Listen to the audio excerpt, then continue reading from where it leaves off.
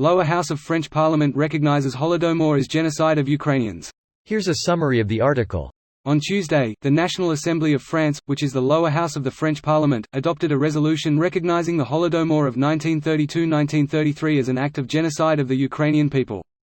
The resolution emphasizes that the Holodomor was artificially caused by a famine that differed in its scale compared to other regions of the Soviet Union, and claimed the lives of about 4 million Ukrainians, mostly peasants. This resolution is aimed at recognition, by the French authorities, of this forced famine of the Ukrainian population as genocide, as well as at condemning the actions committed, which included the extermination and mass violations of human rights and freedoms, the document says. The resolution, initiated by a group of MPs led by Anne Genet of the pro-presidential Renaissance Party, was supported by 168 members of the French National Assembly against 2. President of Ukraine Volodymyr Zelensky has thanked the French parliamentarians for their decision as a strong contribution to exposing the crimes of totalitarian Russia, past and present. In general, the Holodomor has already been recognized as a genocide of the Ukrainian people by the parliaments of more than 24 countries of the world, including those in Europe. In March, this step was taken by the Belgian House of Representatives, the lower house of the Belgian Parliament, and Iceland's parliament. This post received a score of 4,900, with an upvote ratio of 96%. Here are the top comments in response to this article. Why was the Holocaust so quickly recognized as a genocide but it took decades to recognize the Holodomor as one too? Because Nazi Germany collapsed before it was recognized.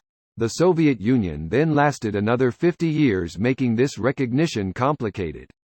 The difference between a massive famine caused by strict adherence to communist ideals like the abolition of private property versus genocide comes down to intent and the degree to which the starvation in Ukraine was disproportionate to Russia and other nationalities within the USSR. Proving intent and targeting required more access to records than academics had access to for most of the time since the Holodomor X.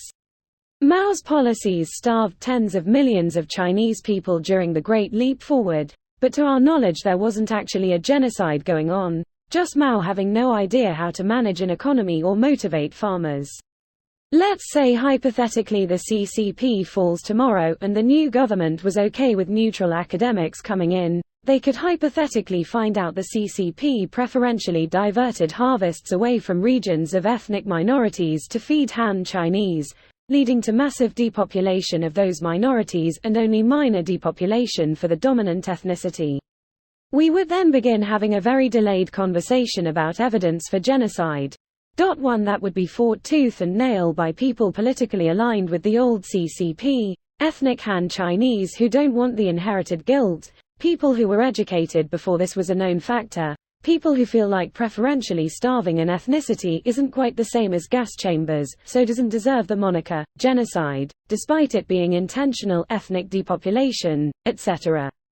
Compare that to the Holocaust, where opposing armies were rolling up to the gates of concentration camps with cameras and immediately documenting everything. The latter is just much easier to prove and harder to deny. This is such an insightful comment. Thank you for taking the time to compose this reply. Tankies in shambles. It sure is nice when governments acknowledge facts. Tankies in shambles. Ask them if they could weigh in on the Trail of Tears, while they're at it. Clearly genocide as well. Weren't Russians dying from famine just as much as Ukrainians were during this time? I'm far from educated on the subject. PLS, don't yell at me. Ukrainians died at dramatically higher rates than Russians. There was enough food in Ukraine, but it was taken from them, potentially for the specific purpose of killing Ukrainians so that Russians could take their land. During this time the Soviet Union was actually exporting food that very likely could have fed everyone if they wanted to. This video was automatically created by Reddit to speech. The article and comments in this video were selected from Reddit according to their upvotes, and any paraphrasing was performed by smmry.com, without any human intervention.